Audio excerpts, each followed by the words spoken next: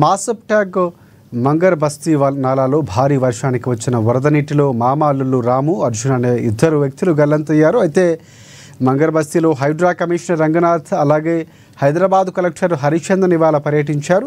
ఇద్దరు వ్యక్తులు గల్లంతవడంపై అధికారుల నుంచి రంగనాథ్ కలెక్టర్ హరిచందన్ వివరాలు అడిగి తెలుసుకున్నారు.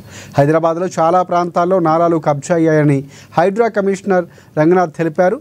అఫ్జల్ సాగర్లో నిన్న రాత్రి మంచం తీసుకోవటానికి వెళ్లి ప్రమాదంలో చిక్కుకొని ఇద్దరు వ్యక్తులు గల్లంతయ్యారని చెప్పుకొచ్చారు. నాలాపై ఒక అక్రమ నిర్మాణం నీటి ప్రవాహానికి అడ్డుపడిందని వివరించారు. ఈ బస్తీలో కొన్ని ఇళ్లను తొలగించి చర్యలు తీసుకోవాలనే నిర్ణయానికి తాము వచ్చినట్లు వెల్లడించారు. ఇక్కడ ఒక గోడ కూలి అంటే రిటెన్షన్ వాల్, నాలాకు ఉన్నటువంటి రిటైనింగ్ వాల్ అది కూలిన తర్వాత దాంట్లో నాలాలో పడి కొట్టుకుంటూ వెళ్ళాడు. ఇంకా అతను ట్రేస్ కాలేదు. సో దీంట్లో మనకి ఇక్కడ ప్రధానంగా మనకు అర్థమైంది ఏంటంటే ఈ నాలా ఆక్రమణలు ఎగైన్ ఇక్కడ కూడా చూసాము.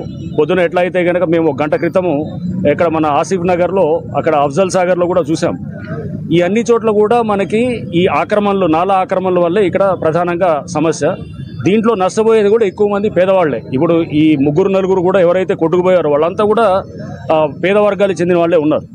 అంటే దీని ఆక్రమణల వల్ల వీటిల్లో ఈ ఆక్రమణలు బహుశా వీళ్ళే నివాస గృహాలన్నీ రావడం, దాంతోపాటు అక్కడ ఈ ఆక్రమణలు తీవ్రత కొన్ని చోట్ల అంటే వాటర్ ఫ్లోని ఎక్కడైతే కనుక అడ్డుపడుతున్నాయో అక్కడ సమస్య మనకి తీవ్రంగా అవుతుంది. ఇక్కడ కూడా ఎందుకంటే ఈ చూసాము ఇక్కడ ఒక స్కూలు ఇటు అటు 2 వైపులా కట్టారు.